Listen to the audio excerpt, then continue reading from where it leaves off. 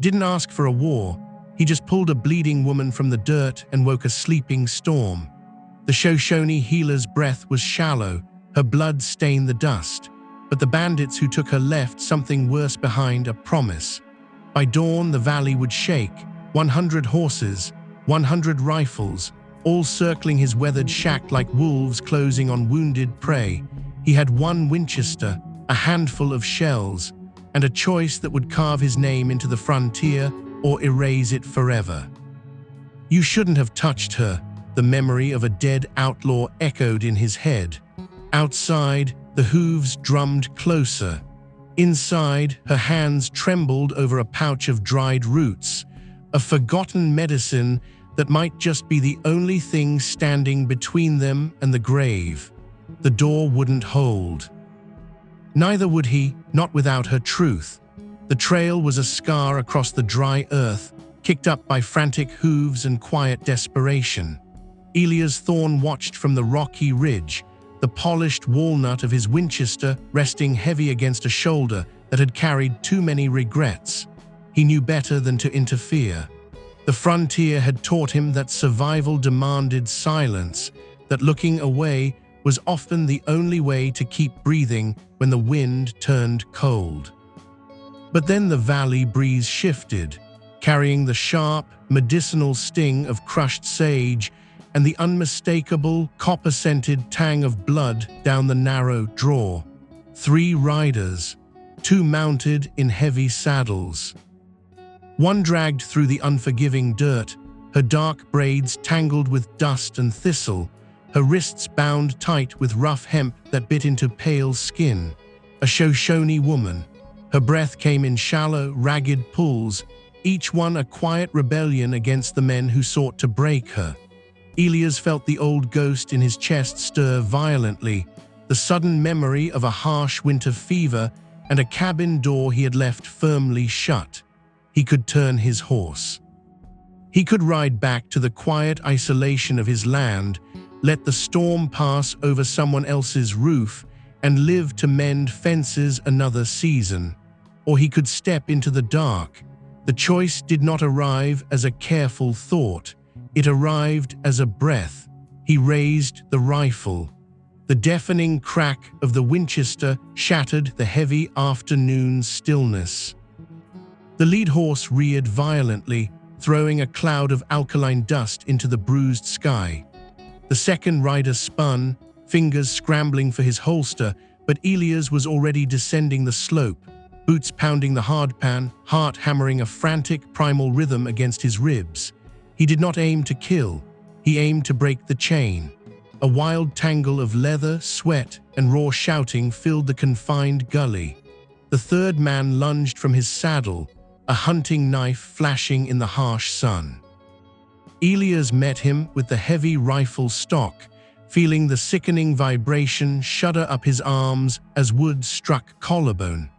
The outlaw crumpled. The remaining riders wheeled their horses, spitting curses as they dragged their prize into the fading light. A profound silence rushed back into the valley, heavy and suffocating. Elias stood over the fallen man, his chest heaving, his knuckles split and raw from the impact. He turned slowly toward his own property. She lay curled against the weathered porch steps, dragged the final mile in the sudden chaos, her dark eyes locked onto his with a fierce, unyielding clarity. He should have left her on the trail. He should have walked away and barred his own door. But the red earth staining his boots felt heavier than any moral compromise. He knelt beside her, the aged timber groaning under his weight. She did not flinch. She did not beg. She simply breathed, her voice cracking the quiet to whisper a single, trembling word. Why? And in that quiet space between sudden violence and inevitable consequence, Elias Thorne finally understood. He had not merely saved a stranger. He had pulled the iron pin from a fully loaded cannon. The valley would soon tremble. The distant thunder of gathering hooves was already echoing across the sagebrush. He wiped his bloody hands on his canvas coat, stared toward the darkening tree line, and knew the old rules no longer applied. The storm was coming, and he would have to stand in it. The cabin door closed with a heavy, final thud, shutting out the vast, indifferent valley and sealing them inside a space thick with dust, dried pine, and the quiet weight of a decision already made. The air was stale, carrying the faint, lingering scent of old wood smoke and forgotten seasons, but beneath it all lay the sharp, metallic tang of fresh blood. Elias Thorne moved with the deliberate, measured pace of a man who knew the exact weight of every action. He set the Winchester against the rough-hewn table, the polished walnut clicking softly against the grain, and turned his attention to the woman slumped against the leg of his cot. Her breathing was a ragged, uneven rhythm, each inhale a quiet battle against the pain that radiated from the gash along her ribs and the deep bruising across her shoulders. He knelt beside her, his knees pressing into the warped floorboards, and reached for the basin of cool water he had drawn from the well before the sun dipped below the ridge. The cloth he wrung out was rough against his calloused fingers, but his hands moved with a surprising gentleness as he pressed it to the worst of her wounds. She flinched, not from the cold, but from the proximity. Her dark eyes snapped open, sharp and unyielding, catching the dim light that bled through the cracks in the log walls. There was no fear in them. Only a fierce, ancestral pride that spoke of generations who had endured far worse than a stranger's clumsy hands. He did not pull away. He held her gaze, letting the silence stretch between them until it became a bridge rather than a barrier. "I am not your enemy," he murmured, the words low and gravelly, stripped of any pretense or false comfort. "But you are bleeding out on my floor, and I will not let you die while I stand here watching." She did not answer immediately. Her lips parted slightly, revealing teeth clenched against a wave of fresh agony, and then she spoke. Her voice was fractured, breathless, yet it carried an undeniable weight that seemed to anchor the very room. "You pull a stone from a sliding hill and expect it to thank you. It only falls heavier." Elias exhaled slowly, the tension in his shoulders tightening rather than loosening. He understood the warning. He felt it in the quiet thrum of his own pulse, in the phantom echo of the outlaw's final curse that still rang in his ears like a tolling bell. "You shouldn't have touched her." The memory did not come as a thought. It came as a pressure, heavy and cold, settling against the base of his spine. He continued to clean the wound, the water turning pink, then red, then clear as he rinsed the cloth again and again. "Then let it fall," he said, his voice steady despite the tremor in his chest. "I have spent 10 years building walls to keep the world out. I suppose it is time I learned what happens when they break." She watched him, her eyes tracking the careful, methodical movements of his hands. There was a hesitation in her posture, a subtle shift from defiance to something quieter, more observant.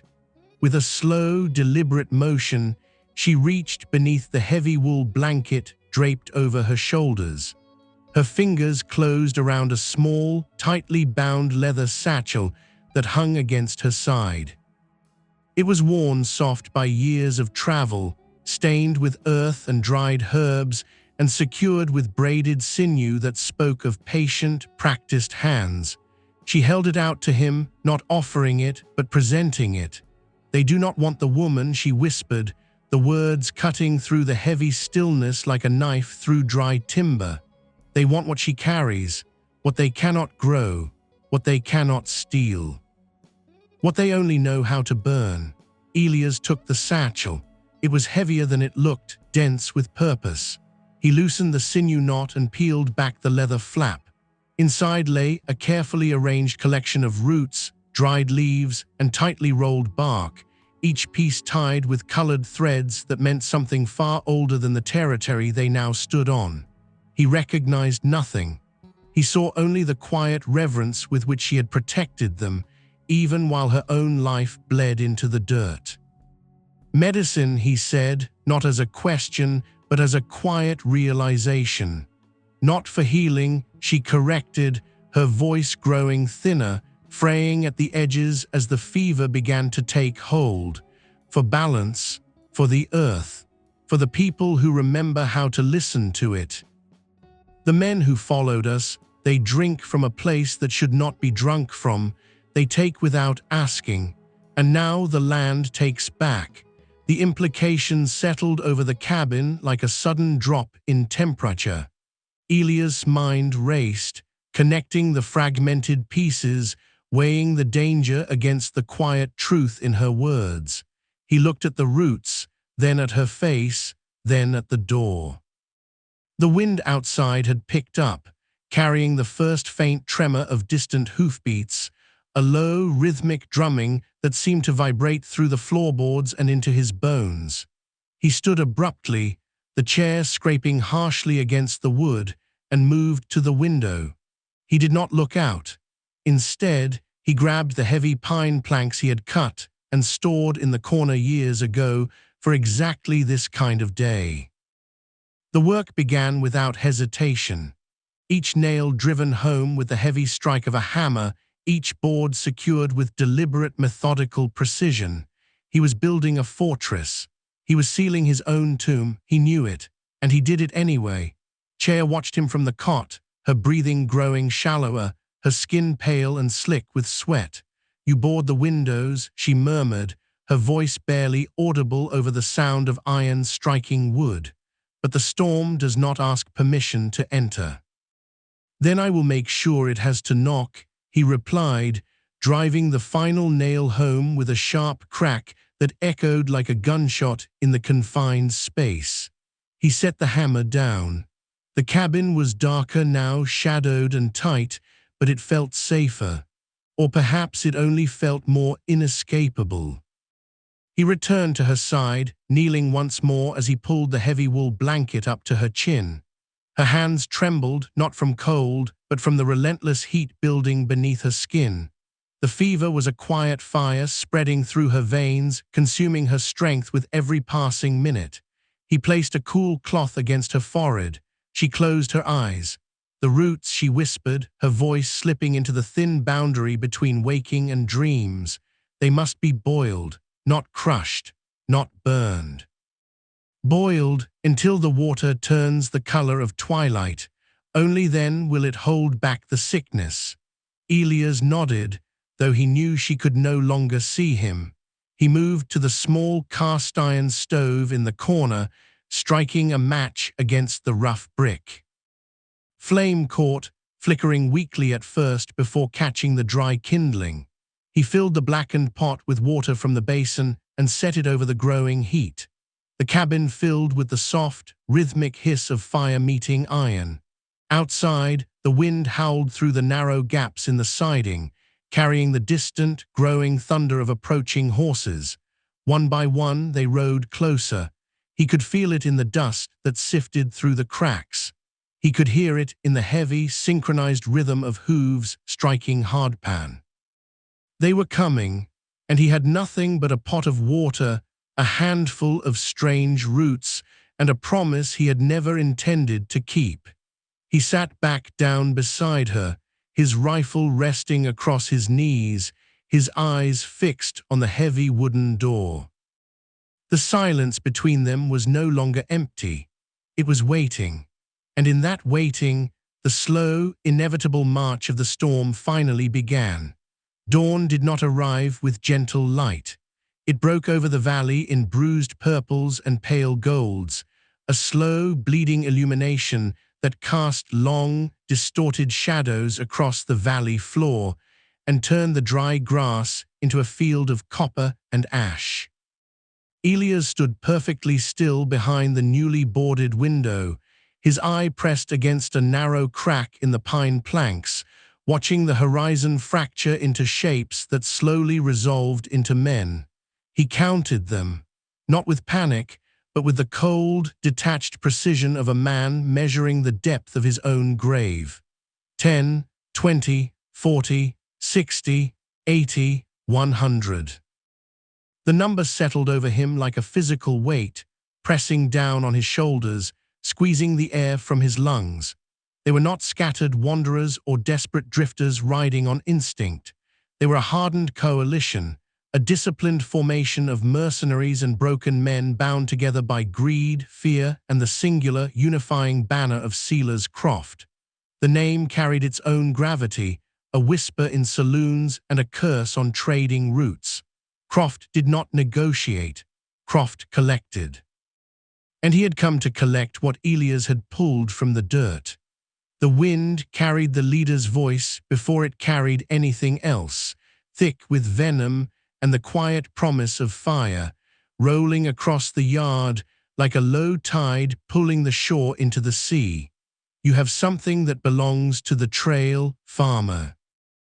Bring her out and the wood stays dry. Keep her and the valley learns how to burn. The words did not demand, they warned. And warnings from men like Croft were simply delayed executions dressed in polite language. Elias did not answer. He kept his eye on the crack, watching the dust swirl around restless hooves, watching rifles shift in gloved hands, watching the slow, deliberate tightening of the circle around his property. Inside, Chea's breathing grew ragged, a wet, uneven rhythm that echoed against the cabin walls. Her fever had spiked in the quiet hours before dawn, turning her skin hot to the touch, her brow slick with a sweat that smelled of crushed juniper and old copper. The raw roots sat untouched beside the cooling stove. They offered no immediate relief. They required time, patience, and a fire that would not be interrupted by violence. She needed hours. He needed a miracle. The pacing of the morning shifted, tightening with every passing second. The hoofbeats outside were no longer a distant rumble. They were a rhythmic, synchronized pulse, repeating the same heavy pattern over and over, a slow drumbeat that mirrored the closing vice of the siege. Elias' gaze did not waver. He traced the line of riders to the left, then to the right, measuring the distance, calculating the angles, mapping the blind spots with the quiet efficiency of a man who had survived too many close calls to trust in luck. He knew what they wanted. He knew what they would do to get it. And he knew with a chilling certainty that the first bullet would not be fired by his hand. It would be fired by theirs, a premature spark in a valley already soaked in dry timber. He stepped back from the crack, the sudden absence of light making the room feel smaller, heavier. He moved to the table, checking the cylinder of the Winchester, feeling the cold brass of each cartridge, counting them with a steady thumb. 6. Not enough to stop 100. Not enough to win. But enough to make them think twice. Enough to buy time. He returned to the cot, pulling the damp cloth across her forehead once more, watching the faint pulse in her throat beat against the pale skin. Her eyes fluttered open, glassy and unfocused, searching for him in the dim light. The water, she whispered, her voice barely a thread in the heavy air. It must boil, slowly, or it becomes poison. Elias nodded, his jaw tight. I know.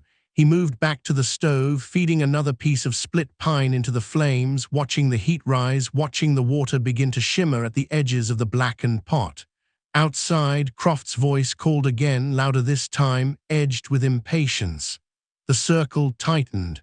The hoofbeats grew heavier. The valley held its breath. And Elias stood between the fire and the door, a solitary figure in a shrinking world, waiting for the moment when patience would no longer be an option, when the slow burn would finally catch, and when the only thing left to do would be to stand his ground and let the storm decide. The rider approached alone, moving slowly through the knee-high sagebrush, a single figure detached from the wall of horses and steel that surrounded the property. He wore no mask. He carried no visible weapon in his hands.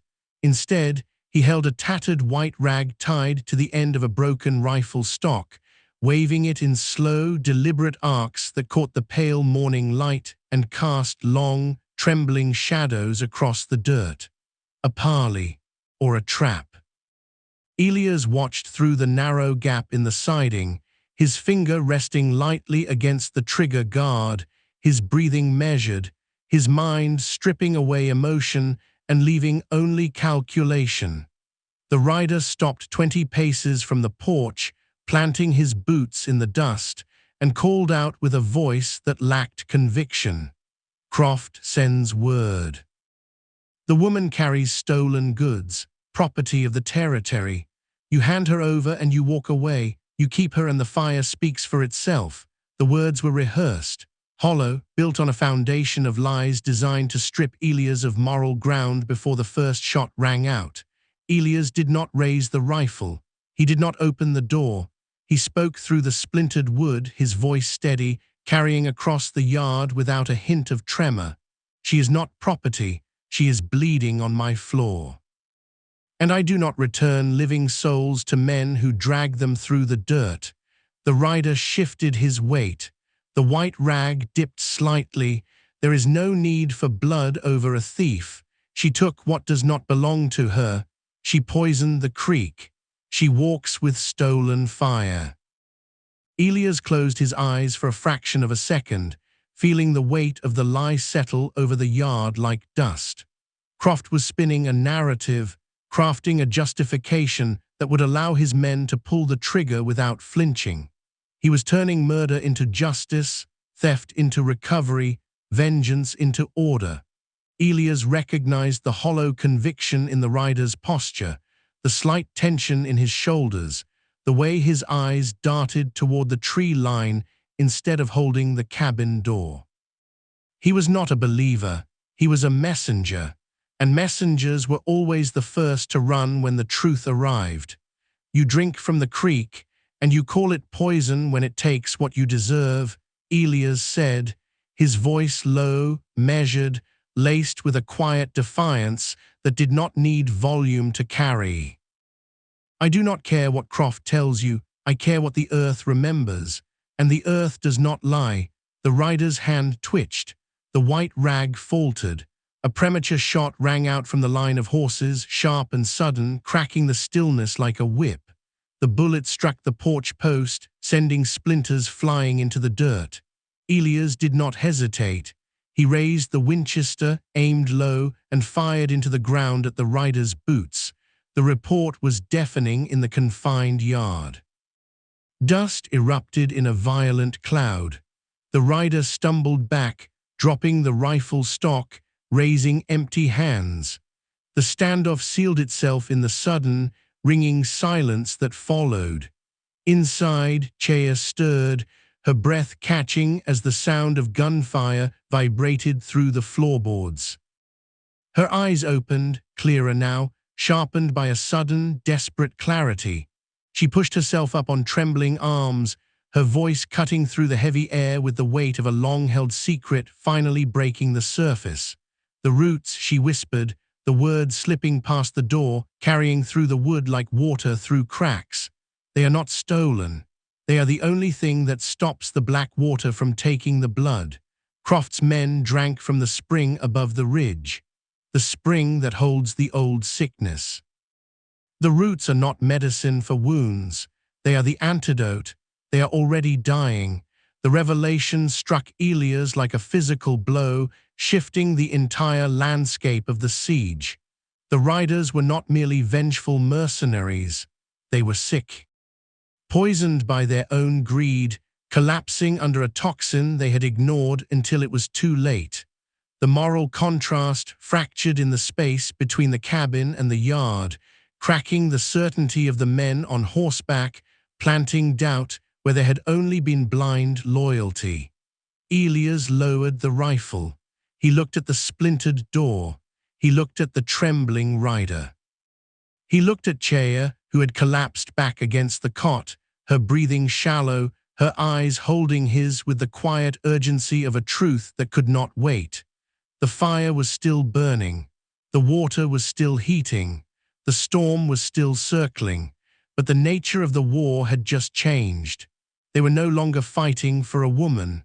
They were fighting for the only thing that could keep 100 men from dying in the dirt. And Elias Thorne knew with absolute certainty that the next move would not be made with a bullet. It would be made with a choice. If you rode with me this far, you already know the ground beneath us has shifted. What began as a quiet rescue in the dust has fractured into a siege of smoke and sickness. 100 riders closing on a burning cabin, a poisoned creek holding a darker truth, and a rancher standing between a trembling vial and 100 dying men. The rifles are heavy, the fire is climbing, and the next breath will decide who walks out of the valley and who feeds the earth. If the weight of this frontier has settled on your shoulders, if you feel the quiet pull of the storm before it breaks, then stay with me. Strike the like button to keep the lantern burning in the dark. Subscribe to follow the path as it cuts deeper into the ash. And drop your words in the comments below. Tell me exactly where you are watching from today so I know how far this story has ridden and how many eyes are still fixed on the horizon. Because when that splintered door finally gives way, the choice will not be made with lead. It will be made with blood, with water, and with the fragile truth waiting to boil. The fever is rising, the hooves are drumming, and the valley is holding its breath. The cabin ceased to be a shelter and transformed into a crucible, a tight, suffocating space where the air grew heavy with the scent of drying pine, bitter herbs, and the metallic tang of a fever that refused to break.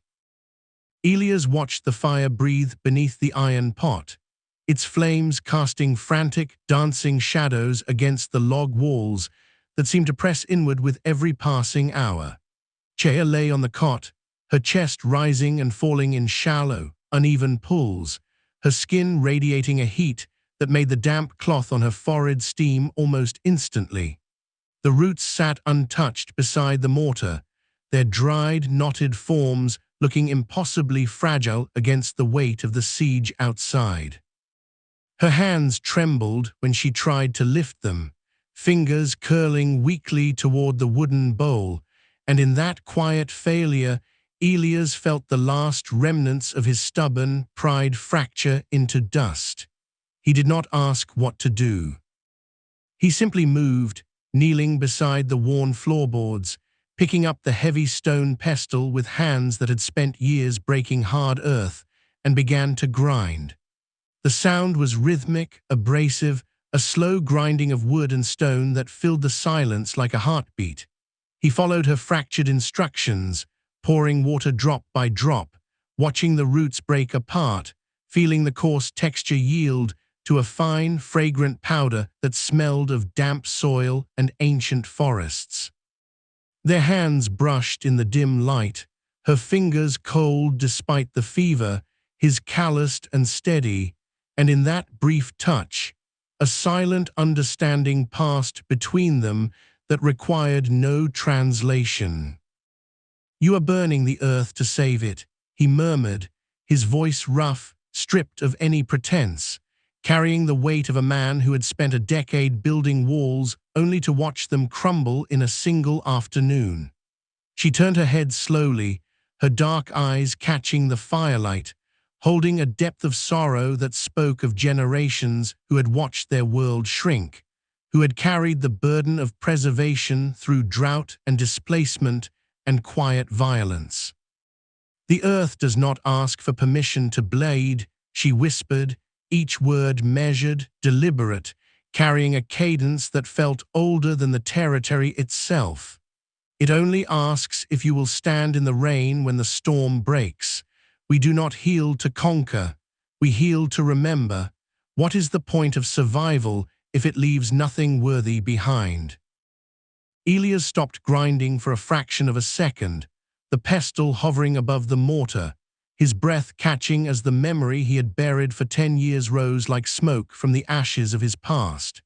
He had stood in a different cabin, in a different winter, watching his wife's face grow pale as the fever took her, watching his daughter's small hands grow limp in his, feeling the utter, crushing weight of a man who had done everything right and still lost everything that mattered.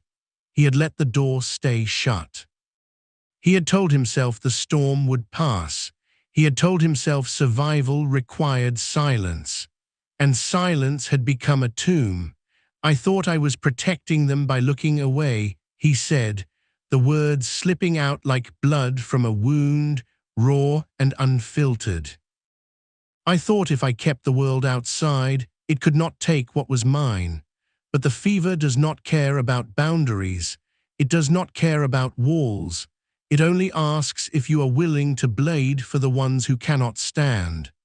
Chea's breathing hitched, a wet, ragged sound that echoed against the timber, and she reached out again, her fingers brushing his wrist, grounding him in the present. "Your family died because the world was cold," she said, her voice gaining strength, weaving through the heavy air like a thread pulled taut. "But we are not here to freeze.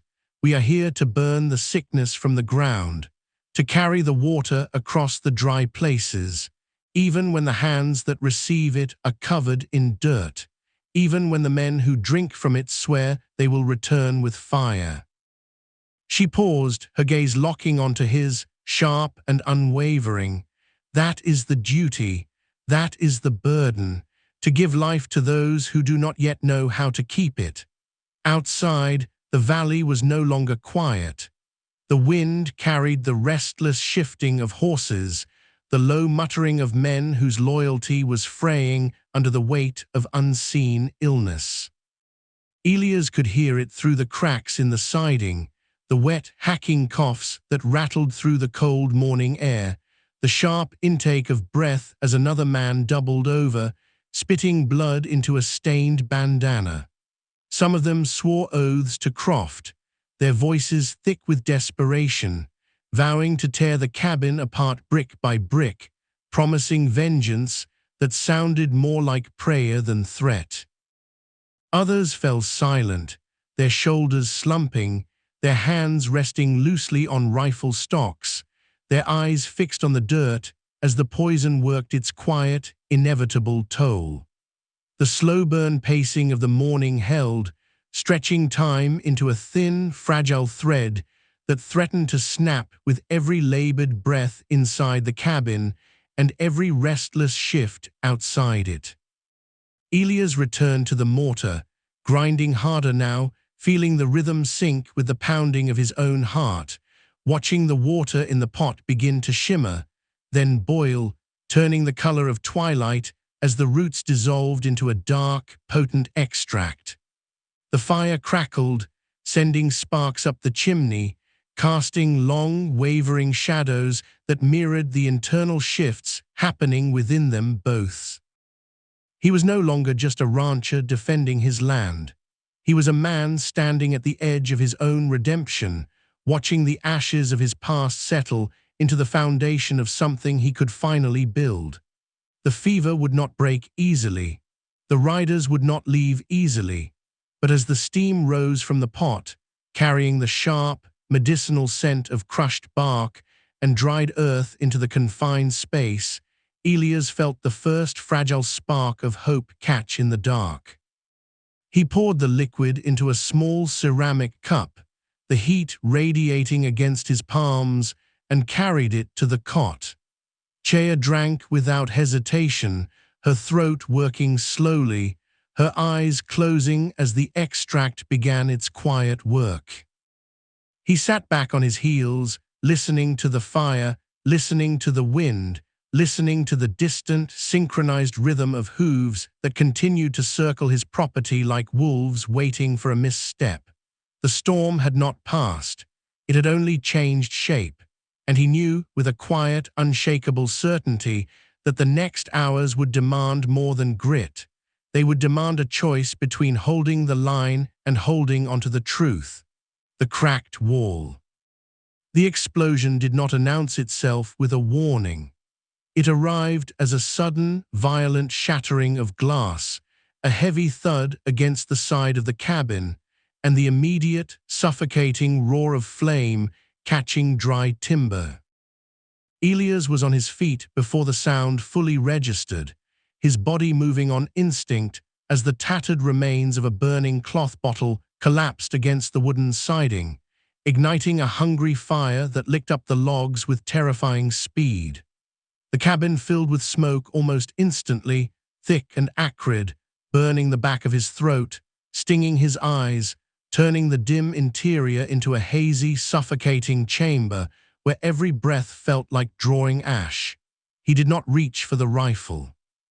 He reached for the water barrel, dragging it across the floorboards with a desperate, grinding effort, his hands slick with sweat and soot as he threw handfuls onto the rising blaze.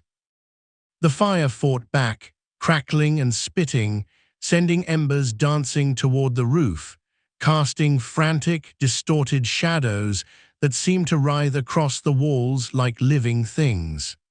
A support beam groaned under the sudden heat, the wood warping, splitting, threatening to collapse inward and crush everything beneath it.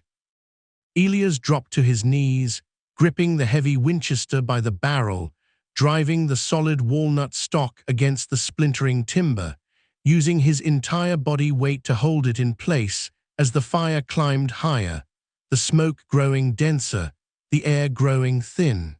He could feel the heat blistering his palms, feel the vibration of the collapsing wood shuddering through his arms, feel the quiet, terrifying certainty that the cabin would not hold much longer. Through the choking haze, he heard her. Chaya had dragged herself from the cot, her movements slow but deliberate, her body trembling with fever but her will unbroken. She crawled to the boarded window, pressing her hands against the cracked glass, and spoke in her native tongue. The words did not sound like a plea. They sounded like a blade cutting through the chaos, sharp and clear, carrying across the smoke-filled room and out through the narrow gaps in the siding to the yard beyond. Her voice rose above the crackle of fire, above the coughing of the men outside, above the heavy, synchronized rhythm of hooves, and it did not demand. It revealed. "You drink from the spring that holds the old sickness," she called out, her voice steady despite the tremor in her frame. "The roots are not stolen. They are the only thing that stops the black water from taking your blood." Croft knew. He drank from the upper ridge.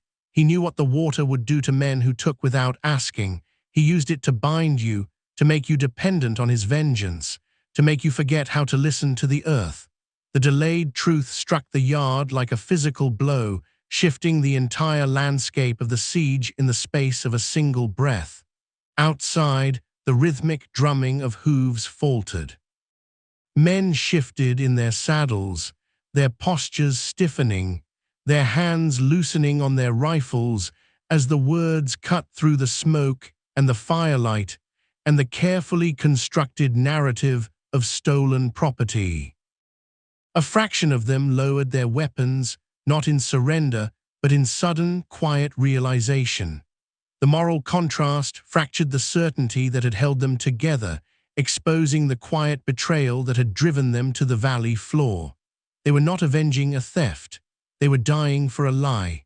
Elias held the beam, his muscles burning, his breath coming in shallow pulls through the smoke, feeling the weight of the revelation settle over the cabin like a sudden drop in pressure. He looked at Chaya, her face illuminated by the flickering firelight, her eyes closed, her lips still moving in quiet, steady syllables that carried the weight of generations, and he understood that the siege was no longer about walls or rifles or numbers. It was about truth. And truth, once spoken in a valley full of dying men, could not be unspoken. The fire continued to climb, the smoke continued to choke the air, but the rhythm outside had changed. The horses shifted. The men whispered. The loyalty that had seemed absolute began to unravel, thread by thread, under the weight of shared mortality. Elias felt the beam give slightly, the wood groaning in protest, and he pushed harder, his boots slipping on the scorched floorboards, his heart hammering against his ribs as he fought to keep the roof from collapsing. He did not know how long he could hold it. He did not know if the water barrel would be enough. He only knew that the moment the beam fell, the cabin would become a tomb. And outside, the riders were no longer circling like wolves. They were waiting. Watching, listening. The cliffhanger tension hung in the thick, smoke-choked air, suspended between the crackle of flame and the quiet, deliberate shift of 100 men who had just realized they were fighting for the wrong master. The storm had not broken. It had only turned its face. And Elias Thorne stood at the threshold, holding up the weight of the burning roof, knowing that the next sound would not be the crash of timber. It would be the choice. The stand at the threshold. The collapse of the roof was only a matter of time, but the order that came from the yard was immediate, sharp, and final. Croft's voice cut through the smoke, and the firelight, stripped of patience, stripped of calculation, thick with a rage that could only be fed by the sight of loyalty slipping through his fingers. Burn it down, take what is yours, leave nothing standing. The words did not echo, they struck. And the valley responded with the sudden, violent thunder of 100 horses surging forward, hooves pounding the hardpan in a synchronized rhythm that shook the ground beneath Elias' boots, sending vibrations up through the warped floorboards, through his legs, into his chest. He released the collapsing beam just as the fire found its final purchase, letting the timber fall with a heavy, splintering crash that sent a cloud of embers spiraling toward the ceiling, and he moved to the door. He did not run, he did not panic. He stood in the narrow space between the splintered frame and the heavy pine planks he had nailed into place, his Winchester resting in the crook of his arm, the cylinder fully loaded, his hands steady despite the tremor that lived deep in his ribs. He knew with a cold, quiet certainty that he would not survive the breach. The math was simple. The odds were absolute. 6 bullets against 100 men, a burning cabin against a valley full of desperation. He was a single point of resistance in a storm that had already decided to drown him, and yet he did not lower the rifle. He did not step back. He planted his boots in the ash, felt the heat rising through the soles, and waited. Behind him, Chaya moved. She dragged herself across the floor, her breath ragged, her hands trembling, but her eyes clear, sharp, holding a quiet urgency that cut through the chaos. She reached him just as the first rider cleared the sagebrush, just as the dust began to choke the sky, and she pressed a small glass vial into his palm. The liquid inside was dark, concentrated, pulled from the heart of the roots he had ground, saved from the boiling pot before the fire took it. It was enough to save him, she whispered, her voice barely audible over the thundering hooves, barely audible over the sudden, violent crack of the door's hinges straining against the weight of the approaching storm. If you fall, if the smoke takes you, if the poison finds you when the walls come down, it will hold your breath. It will keep the fire in your lungs. Or she paused, her fingers lingering against his, her gaze locking onto his with a depth that held the weight of a choice far larger than survival. Or you can throw it into the dust, into the dirt, into the wind, let it catch, let it break, save a dozen men who do not yet know how to live, let them taste what they have been drinking from, let them remember. The internal monologue did not arrive as words. It arrived as a sudden, suffocating weight in his chest, a rapid, rhythmic acceleration that mirrored the pounding hooves outside, a sharp, blinding flash of every quiet winter he had spent alone, every door he had kept shut, every life he had watched fade because he had told himself survival required distance. He looked at the vial. He looked at the door. He looked at Chaya, her face pale, her hands steady, her breath shallow, and he felt the quiet, devastating truth settle over him like a sudden, heavy blanket. He had spent 10 years building walls to keep the world out. He had spent 10 years telling himself that survival was a solitary act, and he had been wrong. The pacing shifted, accelerating, tightening, moving from the slow, deliberate burn of the cabin to the frantic, rhythmic drumming of the approaching charge. Hooves thundered. Dust choked the sky. The fire roared behind him, consuming the timber, sending sparks spiraling into the smoke, casting long, distorted shadows that seemed to reach for him like grasping hands. He could hear Croft shouting. He could hear the sharp intake of breath from the riders as they closed the distance. He could hear the quiet, steady rhythm of his own heart, beating against the weight of the choice, beating against the truth he had spent a lifetime avoiding. The visual metaphor of the morning settled over the valley in a single, devastating image.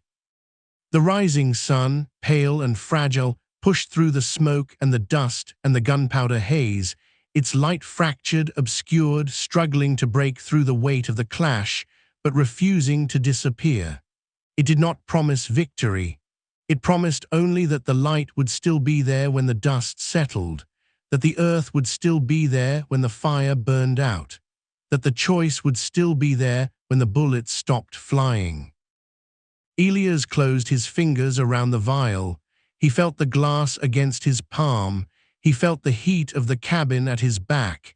He felt the weight of the Winchester in his hands, and he stepped forward, not into death, not into surrender, into the space between. The door splintered inward. The smoke rushed through the gap.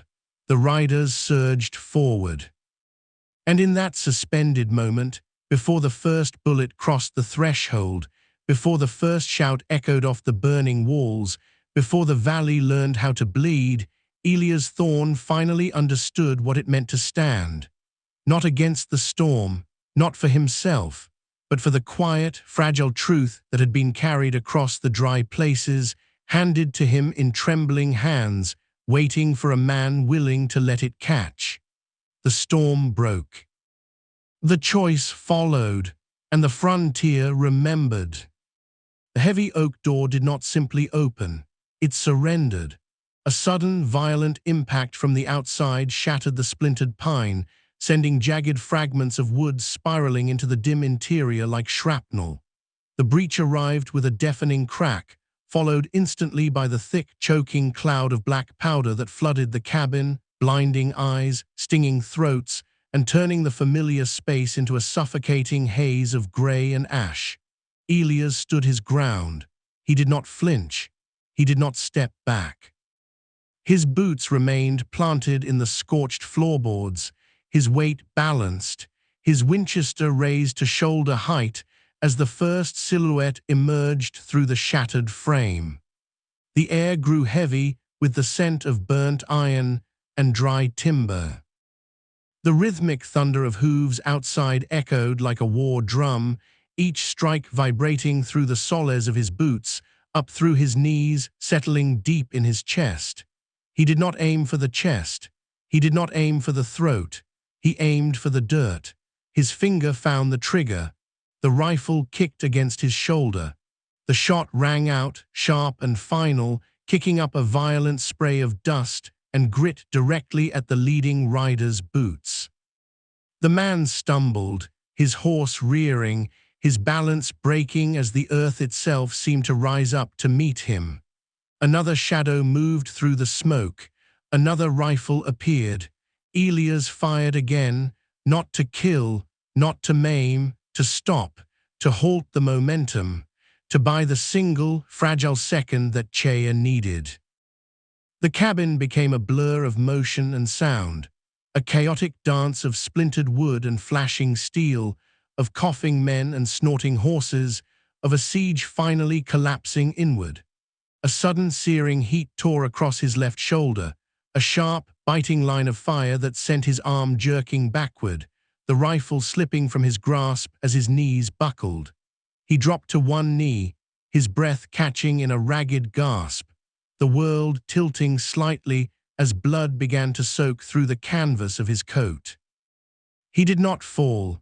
He pressed his good hand against the floorboards, feeling the rough grain, feeling the heat of the fire still burning behind him, feeling the quiet, steady pulse of his own heart refusing to yield.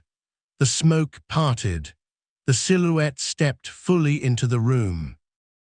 Silas Croft moved with the heavy, deliberate gait of a man who had spent his life taking what he wanted, his boots crunching over broken timber, his pistol raised, the barrel dark and steady, aimed directly at Elias' chest. The antagonist's face emerged from the haze, carved from hard years and harder choices, his eyes shadowed by exhaustion, his jaw tight with a tension that spoke less of triumph and more of a quiet, unspoken burden. He did not speak immediately. He simply looked. He looked at the bleeding man on the floor. He looked at the shattered windows. He looked at the blackened walls that had withstood 100 desperate men. And in that gaze, the carefully constructed armor of the outlaw cracked. Elias saw it. He saw the faint tremor in the hand holding the pistol. He saw the shallow rise and fall of Croft's chest. He saw the quiet desperation that lived beneath the veneer of vengeance, the unspoken fear of a leader who knew his men were already dying, who knew the ground they stood on was turning to grave soil. Before the silence could stretch into execution, a sound cut through the smoke. Not a shout, not a plea, a voice. Chaya had risen. She pushed herself up from the cot, her legs trembling, her body pale and slick with sweat, but her posture straight, her shoulders squared, her hands moving with a deliberate, practiced grace that defied the fever still burning in her veins. She stepped forward, bare feet silent against the warped floorboards, and reached into the folds of her heavy wool blanket. Her fingers closed around the small glass vial. She raised it high. The pale morning light, filtering through the shattered door and the swirling dust, caught the dark liquid inside, turning it into a fragile, trembling jewel. Her voice did not shake. It carried.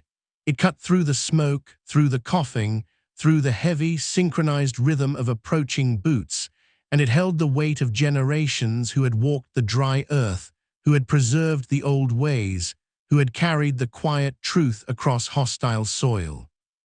"You drink from the spring," she called out, the words ringing clear against the log walls. "You take without asking. You call it justice when it is only hunger. And now the water remembers.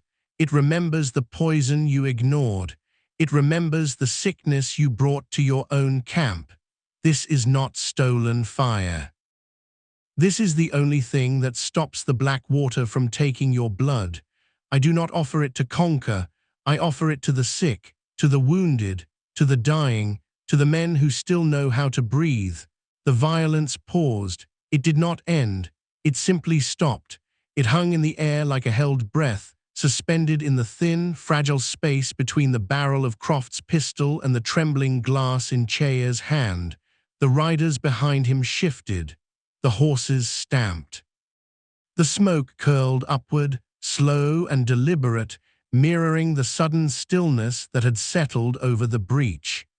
Elias stayed on one knee, his shoulder burning, his vision swimming slightly at the edges, but his eyes fixed on Croft. He watched the antagonist's grip. He watched the hesitation. He watched the quiet unraveling of a man who had spent years building a reputation on ruthlessness, only to find himself standing in a burning cabin, facing a truth he could not shoot, could not outrun, could not bargain with. The moral contrast laid bare, not in words, in silence, in the slow, deliberate lowering of a pistol that had been raised in certainty, now held by a hand that suddenly remembered what it meant to bleed. The frontier did not forgive easily. But the valley, in that suspended moment, finally listened. The gun smoke clung to the ceiling like a heavy blanket, refusing to lift, refusing to clear, holding the room in a thick, suffocating pause that stretched seconds into minutes. Elias felt the weight of his own heartbeat against his ribs, a steady, rhythmic drum that refused to match the chaotic pulse of the siege. He had spent his entire life believing that survival required distance, that a man could only keep what he loved by building walls, by looking away, by letting the storm pass over someone else's roof. But walls did not stop sickness, distance did not heal fever, and silence never saved a single soul. He watched Croft's eyes. They were not the eyes of a killer. They were the eyes of a man who had watched too many friends fall, who had carried the weight of command until it bent his spine, who had followed the only path the frontier offered because every other road led back to starvation. The hesitation in his grip was not weakness, it was recognition. It was the quiet, devastating realization that the enemy he had spent months hunting was not the woman in the cabin, nor the rancher on the floor. It was the water, it was the land, it was the slow, invisible rot that had crept into their veins while they chased gold and glory across a poisoned valley. Chea's arm did not tremble. Her hand remained steady, the vial catching the fractured light, a dark promise held high above the splintered threshold. She did not speak again. She did not need to. The truth had already been spoken. It hung in the smoke. It settled on the floorboards. It echoed in the ragged coughs of the men standing just outside the broken door. Elias felt the blood soaking through his coat, warm and heavy, but he did not move. He did not reach for his rifle. He simply watched. He watched as the violence that had driven them all to this moment finally ran out of fuel. He watched as the frontier's brutal arithmetic, rifle against rifle, man against man, vengeance against survival, collapsed under the quiet weight of a shared mortality. The cabin was burning. The door was broken. The siege had breached, but the war had already ended. And in the quiet, smoke-choked space between a raised pistol and a trembling vial, the only thing left was the choice. Croft's hand trembled. It was not a sudden shake. It was a slow, deliberate faltering, a gradual loosening of fingers that had spent years gripping steel and leather, of knuckles that had broken bones and drawn blood, of a man who had finally felt the quiet, inescapable pull of his own exhaustion. The pistol dipped, an inch, then two. The barrel pointed toward the floorboards, toward the ash and the splinters and the quiet truth that had settled over the room like a sudden, heavy rain. The coughing of his men echoed in the sudden silence.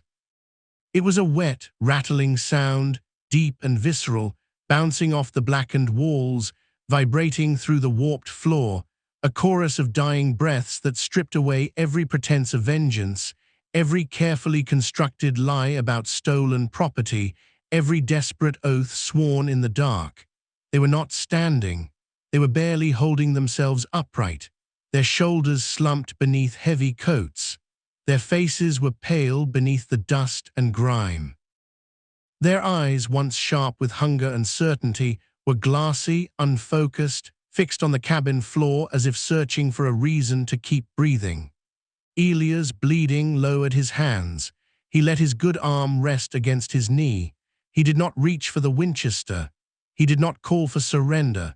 He simply looked up, his gaze meeting Croft's, not as a conqueror facing a defeated foe, but as a man who had watched good men die for pride.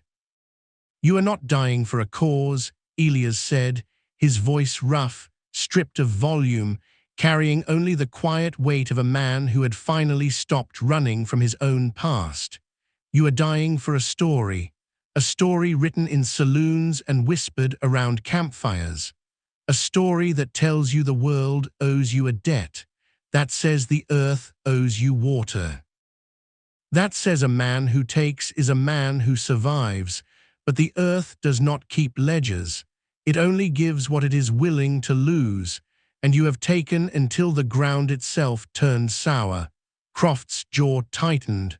A muscle twitched beneath the scarred skin. He did not look away. He did not raise the pistol. He simply stood in the shattered doorway, the smoke curling around his boots, the weight of 100 sick men pressing against his back, and he let out a breath that sounded less like a sigh and more like a fracture. "We rode to survive," he murmured, the words barely audible, stripped of their former venom, carrying only the quiet, exhausted truth of a leader who had run out of roads. The creek was dry. The wells were empty. The men were starving. You drink from the poison because you forget where the clean water hides, because you are too busy fighting the next ridge to remember the spring behind you. Elias did not blink. He did not flinch. He simply held the gaze, letting the moral dilemma stretch into the open, letting it strip away the frontier's brutality and leave only human frailty. You could have asked. You could have traded.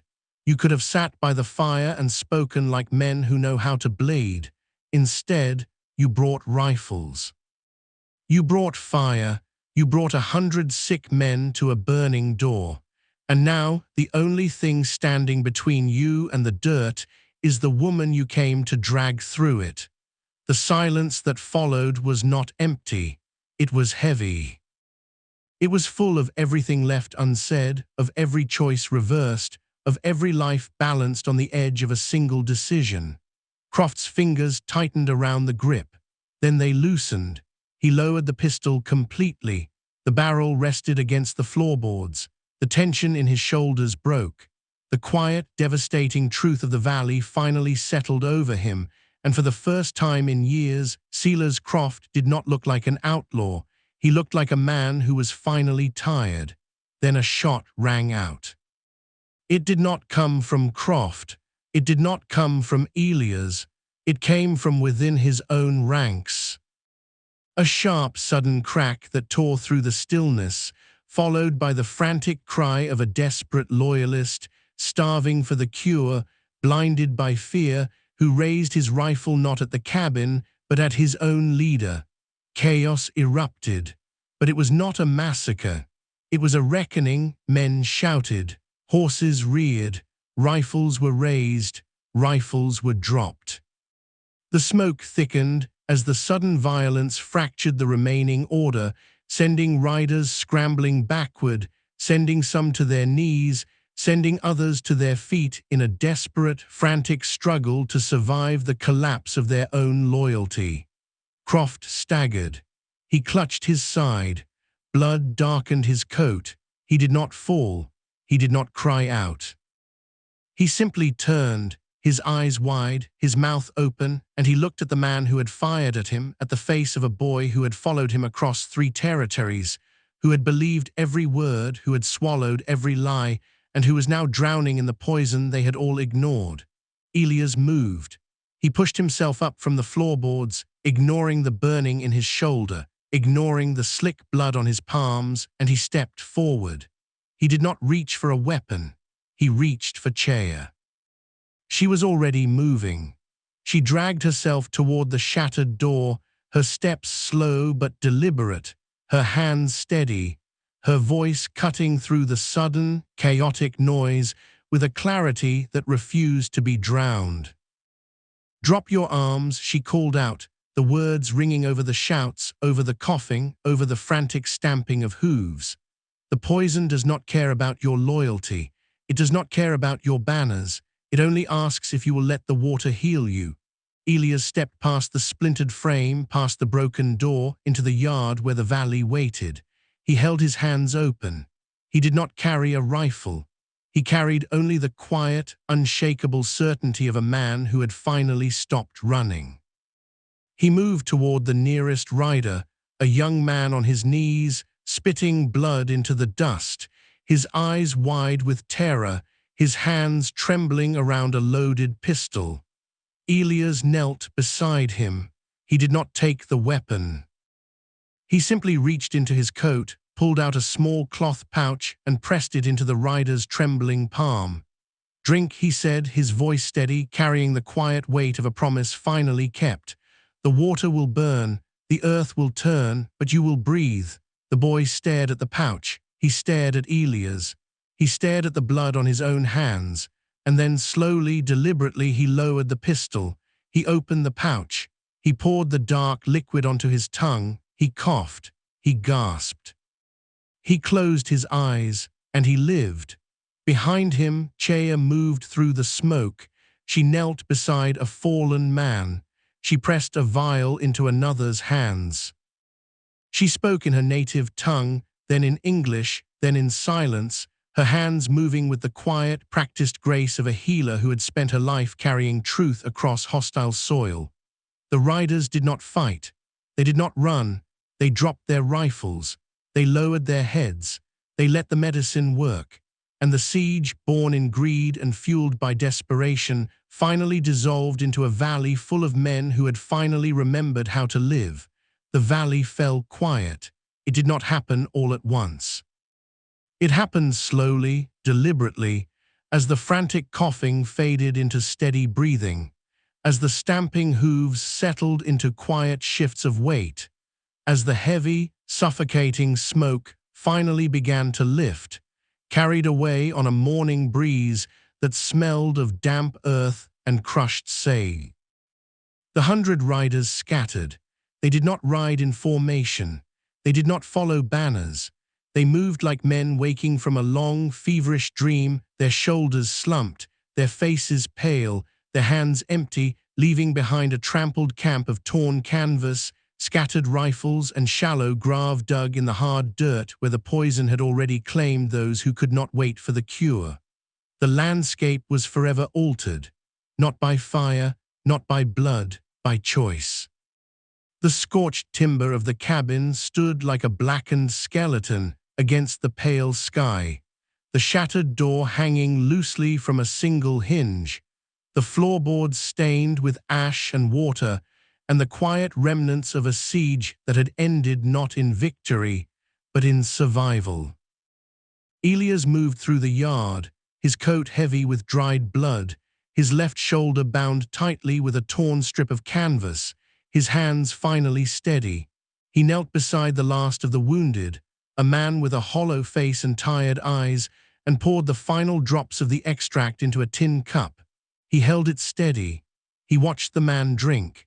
He watched the color return to the pale cheeks.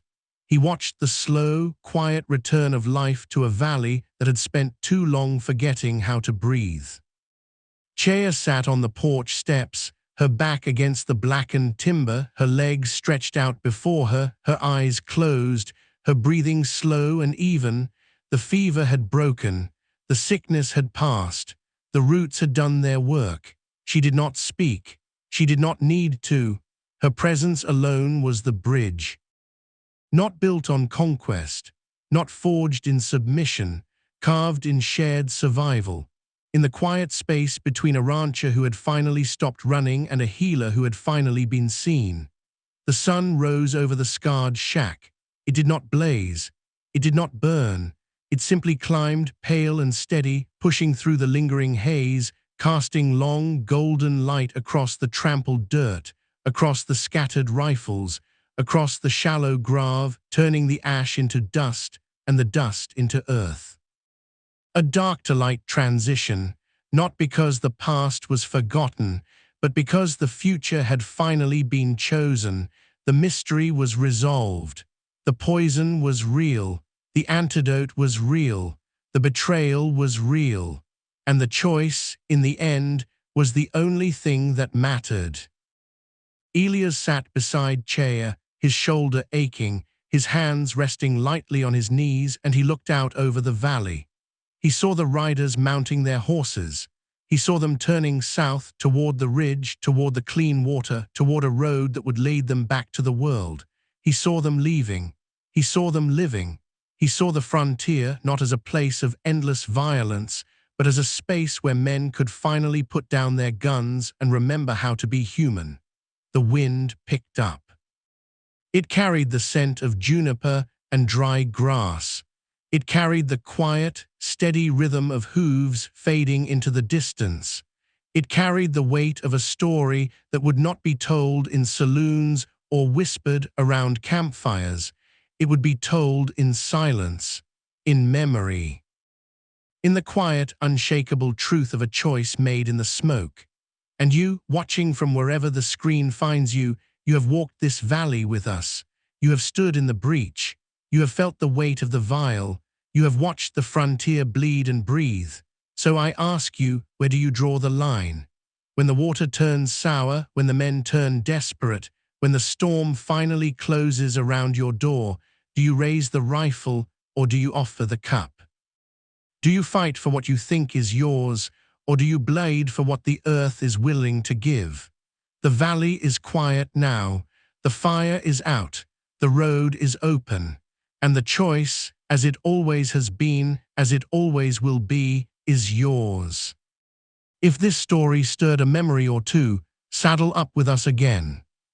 Hit subscribe and help this old frontier tales alive. Out here, every name, every trail, every sunset still matter. So till we meet again, friend, keep your hat tipped to the past and your heart pointed west.